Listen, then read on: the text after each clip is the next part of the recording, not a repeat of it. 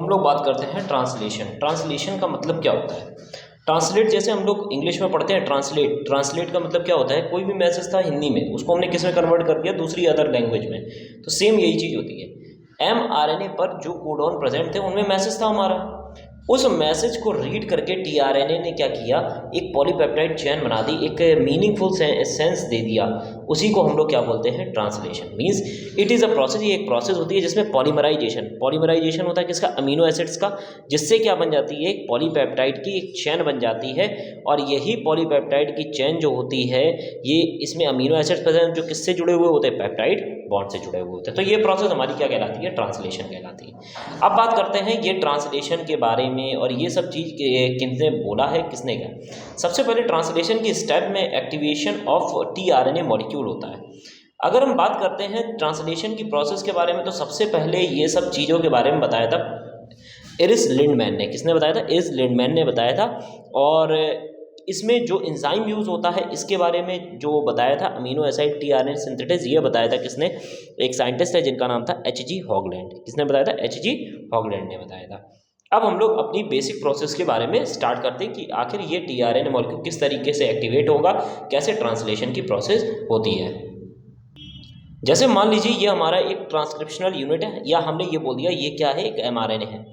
ये एमआरएनए हमारा यहाँ से स्टार्ट हुआ है, लेकिन हमने एमआरएनए की जो ट्रांसलेशन प्रोसेस होती है, ये हमेशा इस जगह से स्टार्ट होती है जहाँ पर AUG होता है। मीन्स ये ट्रांसलेशन की प्रोसेस हमेशा उस जगह से स्टार्ट होती है जहाँ पर हमारा इनिशिएशन कोडॉन प्रेजेंट होता है या फिर स्टार्ट कोडॉन प्रेजेंट होता है। और कहाँ तक चलती है? उस रीजन तक चलती है जिसको हम लोग क्या बोलते हैं? जहाँ पर स्टॉप कोडॉन होगा, मीन्स UUG या फिर UUA, ये सारे जो टर्मिनेशन कोडॉन वहाँ तक चलती है ये चीज़। अगर हम बात करते हैं तो mRNA के 5' एंड पर कौन प्रेजेंट होगा? Start codon. और 3' एंड पर कौन प्रेजेंट होता है? स्टॉप कोडॉन प्रेजेंट होता है। अब एक एक चीज़ को हम लोग देखेंगे। सबसे पहले स्टेप ट्रांसलेशन का सबसे पहला स्टेप होता है इनिशिएशन। इनिशिएशन मतलब होता है स्टार्ट होना। हमने सबसे पहले जो चीज़ पढ़ते हैं उसको प्रोकैरियोट्स के बेसिस पर ही हम लोगों को पढ़ना है। हमने देखा कि प्रोकैरियोट्स में क्या होता है, एक mRNA होता है। इस mRNA को रीड करने के लिए, mRNA पर AUG का पता लगाने के लिए सबसे पहले राइबोसोम आते हैं।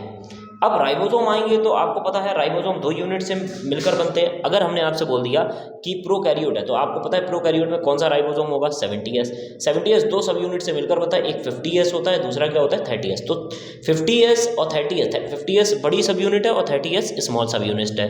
ठीक, तो सबसे पहले प्रोकैरियोट में इनिशिएशन की प्रोसेस के लिए कौन आएगा? लार्ज और स्मॉल राइबोसोम की सब यूनिट आएगी, ताकि इसके साथ में प्लस टीआरएनए आएगा जो इस प्रोसेस को स्टार्ट करेगा, और प्लस 3 इनिशिएशन फैक्टर आएंगे जिनको हम लोग बोलते हैं IF1, IF2 और IF3। हमने ये केवल देख लिया कि हाँ ये चीज़ें हमारी लिए ज़रूरी है इनिशिएशन में।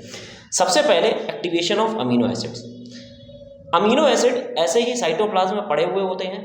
इन अमीनो एसिड्स को सबसे पहले एक्टिवेट करने के लिए एक एंजाइम जाता है, जिस एंजाइम को बोलते हैं अमीनो एसिड टीआरएनए सिंथेटेस। ये एंजाइम क्या करेगा? किसी भी एक अमीनो एसिड को एक्टिवेट करेगा। उस एक्टिवेट के लिए उसको एनर्जी चाहिए होगी, और जैसे ही ये एक्टिवेट करता है ये चेंज हो जाता है। ATP किस में चेंज हो जाता है? अमीनो एसिड, ये AA अमीनो एसिड है। ATP ने एक पायरोफास इनऑर्गेनिक फॉस्फेट निकाल दिया, और ये किस में कन्वर्ट हो गया? AMP enzyme complex. ये एंजाइम है, ये ATP का जो AMP में चेंज हो गया, और ये क्या बन गया? एक मॉलिक्यूल बन गया जिसको हमने क्या नाम दे दिया? कॉम्प्लेक्स। तो amino acid, AMP enzyme complex. अब जैसे ही ये एक्टिवेट हो गया, इसको अटैच करने के लिए आपको याद होगा टीआरएनए में एक साइट होती है जो एंजाइम से जुड़ती है। अब टीआरएनए यहाँ पर आएगा और इसके साथ में क्या हो जाएगा? जुड़ जाएगा। जैसे ये टीआरएनए इसके साथ जुड़ा तो AMP अलग हो जाएगा, एंजाइम अलग हो जाएगा, और अमीनो एसिड किसके साथ जुड़ गया? टीआरएनए के साथ। किसके साथ जुड़ गया? टीआरएनए के साथ जुड़ गया। जैसे ही ये एक्टिवेट हो जाता है, बस ये टीआरएनए का यहाँ तक काम हो जाता है। इसके बाद टीआरएनए को थोड़ी देर रेस्ट दिया जाता है। अब क्या होता है, जो स्मॉल सब यूनिट आई थी राइबोसोम की, ये mRNA के कैप रीजन पर जाती है। मतलब कौन से रीजन पर जाएगी? 5' रीजन पर। स्मॉल सब यूनिट का काम होता है केवल उस जगह का पता लगाना जहाँ पर AUG कोडॉन प्रेजेंट हो। जैसे मान लीजिए ये थ्रेड है, इसमें यहाँ पर AUG प्रेजेंट यहाँ पर है, तो सबसे पहले यहाँ जुड़ेगा, धीमे धीमे 3 कोडॉन को रीड करता हुआ चलाएगा। जब तक ये यहाँ पर नहीं आएगा तब तक जो है वो कोडॉन रीड नहीं होगा। तो जैसे ही स्मॉल सब यूनिट AUG पर आती है तुरंत ही ये मैसेज भेज देती है, बड़ी सब यूनिट है वो बड़ी सब यूनिट यहाँ पर आकर क्या हो जाती है, अटैच हो जाती है। अब बड़ी सब यूनिट में 3 साइट होती हैं। बड़ी सब यूनिट में कितनी साइट, 3, A होती है, B होती है और एक और साइट होती है जिसको हम लोग बोलते हैं E साइट। क्या बोलते हैं, E साइट बोलते हैं। स्मॉलर सब यूनिट सबसे पहले mRNA पर बाइंड होगी, कहाँ पर, जहाँ पर AUG होगा। और AUG जैसे मान लीजिए हमने ये बोल दिया ये हमारा AUG है, यहाँ पर बड़ा सब यूनिट आ गया। अब बड़ी सब यूनिट सबसे पहले यहाँ पर A साइट आएगी, फिर P साइट होगी, फिर कौन सी होगी, E साइट होगी। सबसे पहले जो tRNA जो यहाँ पर बन चुका था, ये tRNA अमीनो एसिड्स को लेकर आएगा। tRNA अमीनो एसिड को लेकर आ रहा है और tRNA के पास आपको पता है एंटीकोडॉन आर्म है जिस पर क्या है, एंटीकोड है। ये एंटीकोड बिल्कुल जस्ट अपोजिट होने चाहिए AUG से। मतलब A का अपोजिट क्या होता है, U होता है, U का अपोजिट होता है A और G का अपोजिट क्या होता है, C। अगर tRNA की एंटीकोडॉन आर्म पर UAC है तो ये A साइट पर आकर जुड़ेगा, अन्यथा ये A साइट पर आकर नहीं जुड़ेगा। अगर ये A साइट पर आकर जुड़ जाता है तो ये वाला जो बॉक्स है वो कहाँ ट्रांसफ़र हो जाएगा, आगे ट्रांसफ़र हो जाएगा। मतलब कि A वाले की जगह कौन सी साइट आ जाएगी, P, और P वाले की जगह कौन सी साइट आ जाएगी, E आ जाएगी। तो ये प्रोसेस चलती है किसमें, इनिशिएशन में। उसके बाद बात होती है एलोंगेशन की। किसकी बात होती है, एलोंगेशन की। धीमे धीमे इसी तरीके से कई सारी अमीनो एसिड्स आती रहती हैं, आपस में जुड़ती रहती हैं। अब मैंने आपसे बोला देखिए A साइट है, ये P साइट है, ये हमारी क्या है, E साइट है। एलोंगेशन की प्रोसेस में पहली वाली जुड़ गई, AUG वाली आपने ध्यान दिया है। अब ये दूसरी अमीनो एसिड tRNA लेकर आ रहा है। अब पहले जो P साइट है, यहाँ पर जो अमीनो एसिड्स है ये क्या करेगी, अपना कार्बोक्सिलिक ग्रुप वाला वो निकालेगी, बॉन्ड निकालेगी, और इसके साथ ही A साइट पर प्रेजेंट जो अमीनो एसिड होती है इसका कौन सा, एमीन ग्रुप, ये दोनों आपस में क्या बना देंगे, बॉन्ड बनाना स्टार्ट कर देंगे।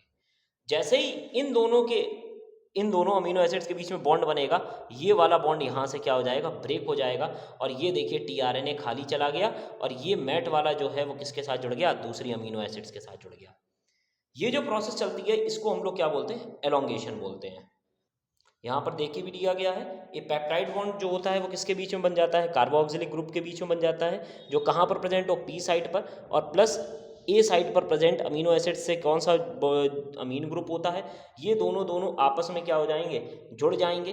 किसकी हेल्प से, एंजाइम की हेल्प से, पेप्टाइडल ट्रांसफरेज, और ये सीक्वेंस इसी तरीके से चलता रहता है।